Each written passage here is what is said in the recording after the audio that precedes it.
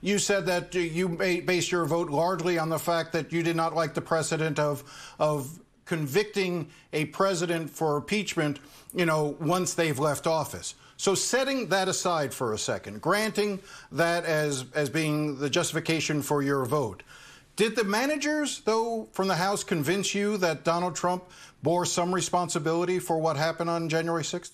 Well, they didn't have to convince me of that because I said from the outset that I thought he bore some responsibility, but the primary responsibility in my mind continues to belong, as it does anywhere, on the people that did it.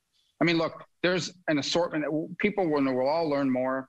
Certainly the public will learn more about the events of that day, but there was a wide assortment of individuals involved in that. Let's begin with this. There were I don't know what the latest estimate, 300,000 to 400,000 people that came up to Washington for that day. Of that, a small fraction, though a significant number, but a small fraction, I would say probably less than 1 or 2% actually entered the Capitol and did that.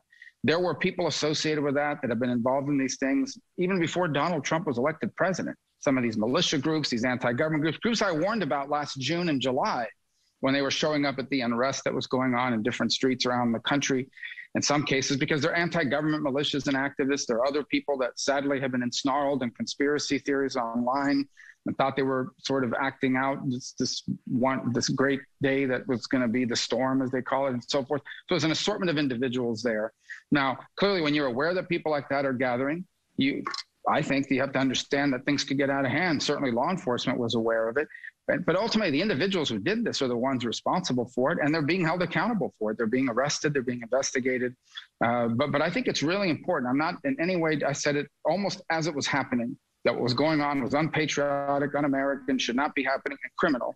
But by the same token, we need to recognize that there were tens, hundreds of thousands of people here, the overwhelming majority of whom left that rally and went back to the airport or got in their cars and drove home or went to the hotel. Some of them weren't even aware it was going on until later on. And that's important. I don't think it's fair to paint everyone with the same brush here. No, but I want to go back to the level, the extent to which you think Donald Trump bears some responsibility. Mitch McConnell, in his statement, said former President Trump's actions preceding the riot were a disgraceful dereliction of duty. There is no question that President Trump is practically and morally responsible for provoking the events of that day.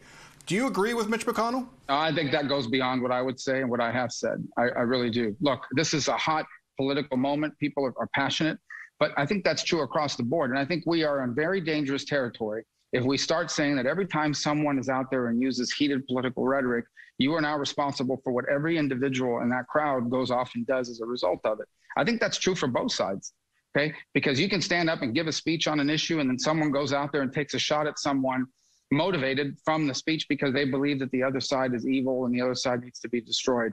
So I think we have to be very careful about saying those sort of things. And I think it ends up sort of excusing the people that were involved in this, overlooking the reality behind why some of them were there and why some of them did what they did. I don't think the president's blame is 0%, but I wouldn't put a percentage on it, and I wouldn't go as far as Mitch McConnell went in what he said. Well, how far would you go? I mean, to what extent does Donald Trump bear responsibility? Well, simply to the extent that you know that there are people in this crowd that are in town to do things because you're the president and you have access to the sort of information. And should you govern yourself in that way, hopefully not say anything that could be taken the wrong way. On the other hand, I think the overwhelming majority of people would hear the speech he gave, would say it's not much different speeches he's given multiple other occasions over the last 5 years, and there wasn't a riot that emerged after the fact. I think the only difference between that day and other days is that on that particular day, there was information that there were some really bad people in town intent on doing far more than just protesting, and perhaps weigh your actions as a result of it.